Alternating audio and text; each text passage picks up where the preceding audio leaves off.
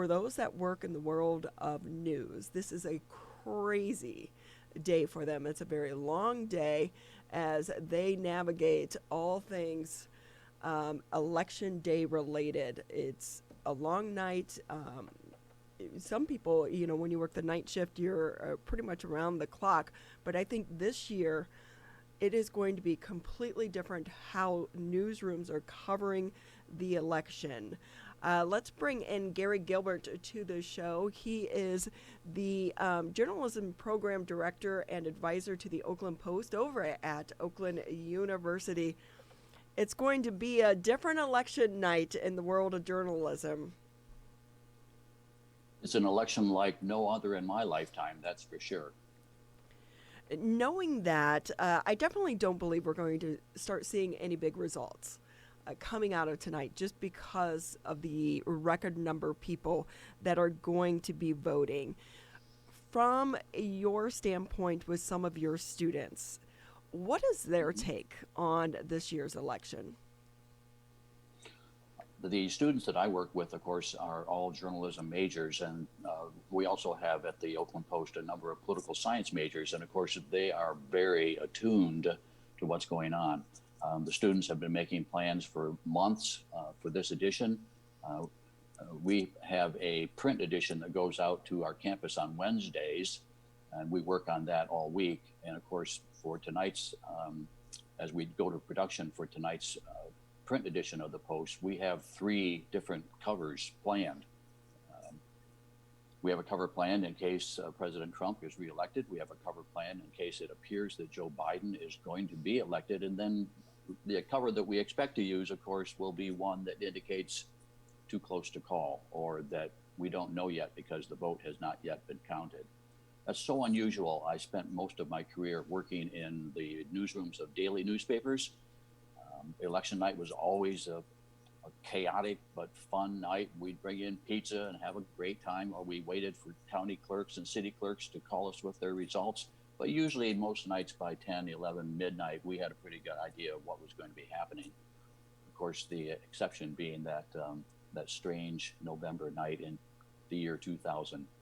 I was the editor of a daily newspaper, and we put out a headline and an edition at around 2 a.m. saying, "Bush squeaks in." Well, George W. Bush did win that election, and he did squeak in, but it was almost 6 weeks later before we actually knew that headline turned out to be true. And speaking of that, because some news organizations in the past have called elections one way or the other, and they've turned out to be wrong. One of the benefits of today's technology is we are getting more up-to-date information from the clerk's offices. But knowing that, do you think some of these news organizations are going to be so quick with putting out a prediction, or do you think they're going to hold back this year? The articles that I've been reading and the statements that I've been seeing indicate that most news organizations are going to be a little bit more cautious this year in making any calls. Of course, if you go back to that election of 2000, the Associated Press famously, famous at least in journalism circles, did not call that election for George W. Bush, despite the fact that major news organizations, NBC, CNN, declared declared George W. Bush the winner of Florida, and then around 3 a.m. started to back off of that call. We fast forward to the election of 2016. That was a no good, very bad, horrible year for not just pollsters, but for journalism, for news organizations, because although pollsters came pretty close to getting the numbers correct for the popular vote, news organizations such as the New York Times projected Hillary Clinton as the winner, a 99% chance of being the winner. 538.com, which is Nate Silver's website, came closer with their projection that President Trump had about a 30% chance to win. Famously, you remember on the evening of the election in November 2016, the Detroit Free Press projected Hillary Clinton as the winner of the state of Michigan. that was around 9 o'clock. I was at the offices of the campus newspaper that night, and we were all looking at that and saying, okay, the Free Press has projected that Hillary Clinton has won Michigan. Before we go with that, let's see if anybody else confirms that. What we were really waiting for was the Associated Press, because the AP has a reputation as an honest broker, as a straight shooter, and that the AP won't call a race until it's clear that that there's no chance that they're going to be wrong. And as we waited that night, no other news organization made that call, which led us to believe that perhaps the Free Press was wrong. It was an embarrassing moment, certainly, for the editorial staff at the Detroit Free Press. And knowing that when news organizations are making these calls, and they're making them early because we are in different time zones. So if you're making a call based on Michigan's time zone, could that impact the outcome of the race? Because maybe people in California are seeing, oh, this candidate has already won, I don't need to go vote. I think there's some evidence that that might be true, but it's not widespread. We have a long history in this country of news organizations using exit polling to project winners as soon as the polls close in a certain state. That system is still being used in this election by, I think, most of the major television networks, NBC, CBS. However, you may know that the Associated Press and Fox News are working together on this election, and they've decided to use a different system that they call SmartCast or VoteCast. And the AP and Fox are going to be, I think we're going to see the AP and Fox be a little bit more reluctant to go with the announcement of a winner unless those news organizations are certain, completely positive, beyond the shadow of a doubt, that they've got it right. The other TV networks have said that they're going to be more cautious, but they are using that more traditional exit polling as a factor in determining whether they'll make projections. Of course, this, as I mentioned at the start, this election is unlike no other that you and I have experienced. I first voted in 1972. This election, because almost 100 million people in America have already voted using some type of early voting system, the exit polling just won't work the same way that it has in past elections. How much is social media going to play a role in this election, do you believe? I made a promise to myself this morning that I would stay off social media today. Really? Has it worked so far? No, actually it hasn't worked. You caught me. You know, there is research done by the Pew Institution that shows that people who get their news primarily through social media tend to be less informed and tend to be less engaged in what's going on. I think that certainly could be the case in this election. I am an avid user of social media, particularly Twitter. And I do think it's, for journalists, it's a great way to get story ideas. It's a great way to look at trending topics, to discover what people might be talking about. But we also need to remind ourselves that I think what the research shows, something like 90% of tweets are posted by about 10% of Twitter users, and that they're often not representative of the population as a whole. So we need to be careful about making any judgments based on things that we read on Twitter or Facebook or Instagram. Well, we're also hearing, I think even more so this election, going into today's election, about so much disinformation being spread across various platforms of social media. Do you think that's going to possibly play into how journalists are covering this election? Or is it more just a warning? That's a great point. I think it's a warning. You know, Americans have a complicated relationship with the news media. Trust levels in the news media have never been particularly high.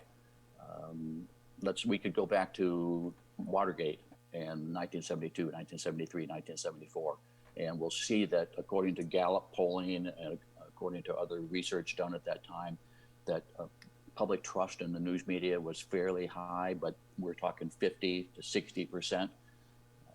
We can fast forward to September 11th, 2001, right after the terrorist attacks.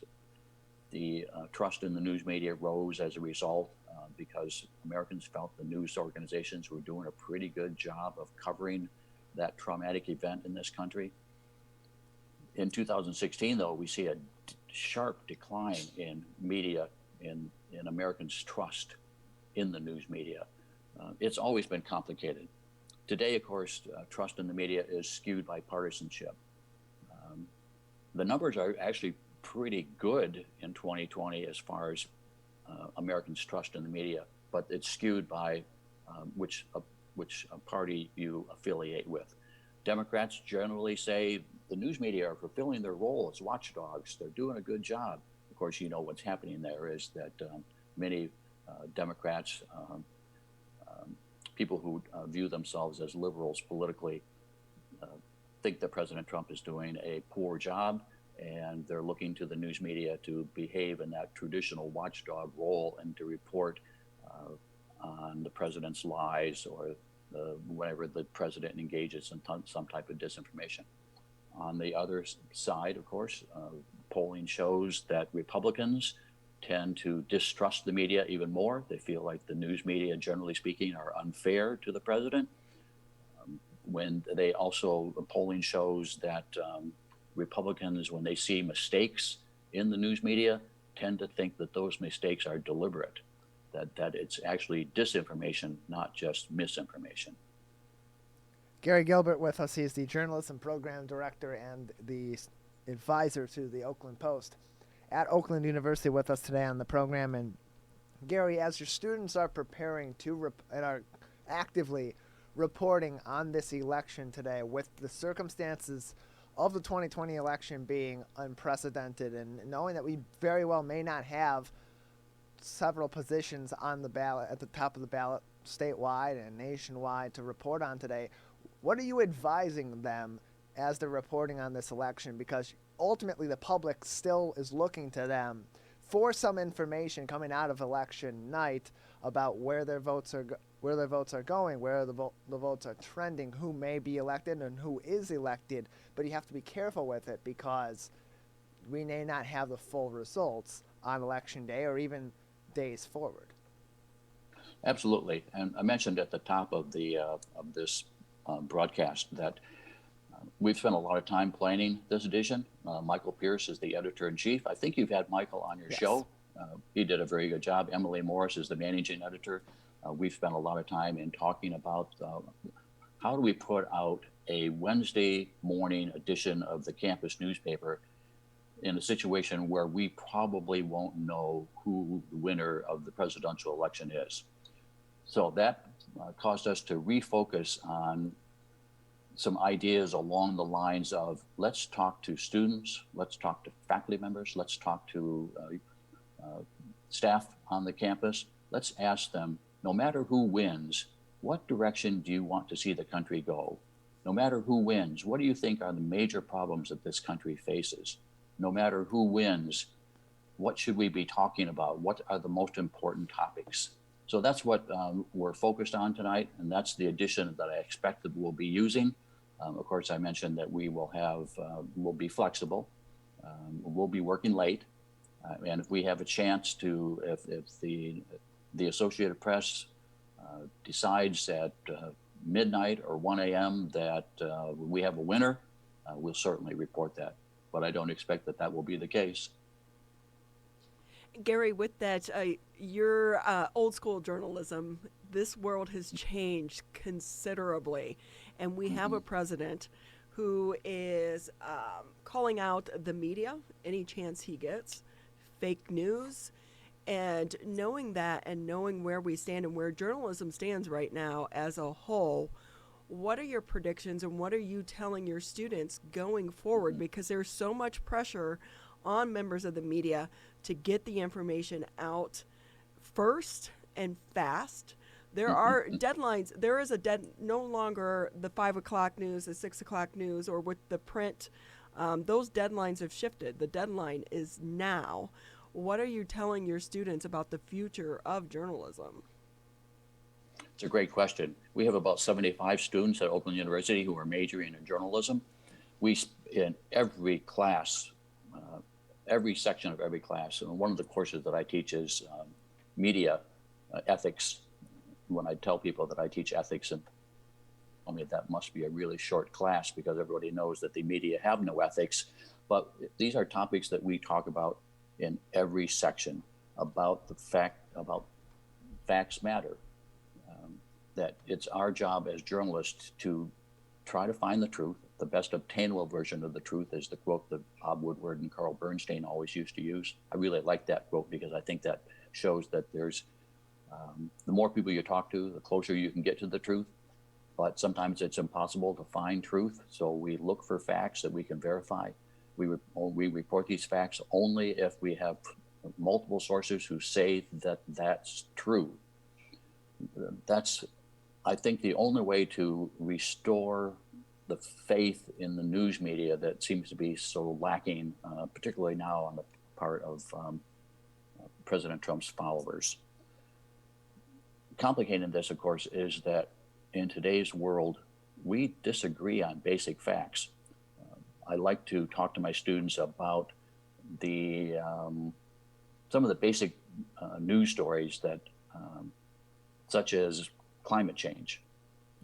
Despite the fact that 97% of environmental scientists say that climate change is happening, that it's a threat to the future of the planet, and that it's caused by humans, I know that there's a significant portion of the country and the population of the world that believes that climate change is fabricated, that it's a hoax. I like to challenge them with news events from the past. For example, did man really land on the moon? How do we know that men landed on the moon? They brought back some rocks. We have some grainy videotape. But if you do a Google search on moon landing conspiracy theories, you will find that there's a lot of people out there who think that the whole thing was faked, done on a Hollywood soundstage somewhere. Another burning question in American history that we disagree about is who killed JFK? We know the Warren Commission, which is a bipartisan panel, put together about a 30-volume investigative report that said John F. Kennedy was killed by Lee Harvey Oswald acting alone. Yet there are multiple movies, books, magazine articles, documentaries about other alternative theories on who killed JFK. My point is that it's often difficult to get to the truth. The way to get to the truth is to use multiple sources, to talk to as many people as possible. And that's what we emphasize with our students. Even then, we know that there will be people who will disagree on what we consider to be basic truths. If you go back to the 1960s in this country, most of us sat around at night, 6:30, we watched Walter Cronkite or the NBC Evening News, and there were only three or four networks, and we sort of had a shared sense of reality. Today, that's simply not the case. We have 500 channels on television. We have social media, of course, and we don't have that shared sense anymore of what is true.